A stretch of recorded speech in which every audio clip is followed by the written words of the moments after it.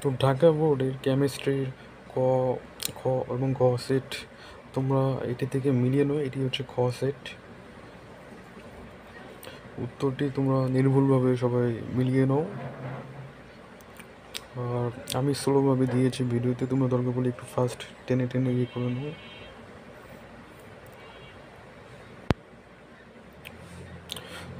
এবং আমাকে অবশ্যই জানাতে ভুলবা না কার কয়টা হয়েছে, অবশ্যই আমাকে কমেন্টে জানাবা। আর এমসিকিউ উত্তরগুলি সবার আগে পেতে আমার চ্যানেলটি অবশ্যই সাবস্ক্রাইব করতে ভুলবা না। সবাইকে ধন্যবাদ।